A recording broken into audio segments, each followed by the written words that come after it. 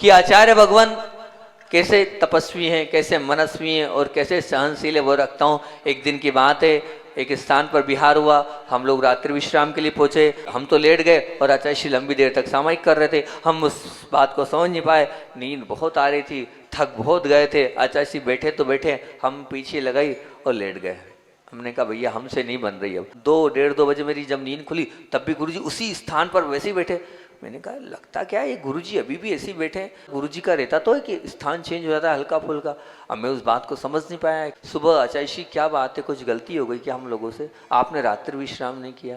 आचार्य श्री मुस्कुराए, थोड़ा सा उजाला हुआ, उजाले में देखा आचार्य श्री की पीठ पर पूरे लाल लाल बिल्कुल चट्टे पड़े थे।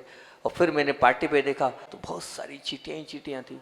तो मैंने आचार्य श्री से बोला, बोले सोता कैसे, अगर सोने में मेरे 1-2-4 चींटी की कहीं कुछ मरण हो जाता रात में तो क्या करता। तो वो चींटियाँ मेरे पे चढ़ रही थी और चढ़ रही थी और काट रही थी। तो मैंने आचार्य श्री, आप हमको तो उठाते, हमको तो कुछ बताते। अरे बोले बता देता और कह देता, तुम लोग सब उपचार कर देते तो फिर ये इतना आनंद आता क्या रात भर जो साधना करने का आनंद लिया है और इस आनंद में अपने आप को अपने आप में पहुंचा है, ये है साधना।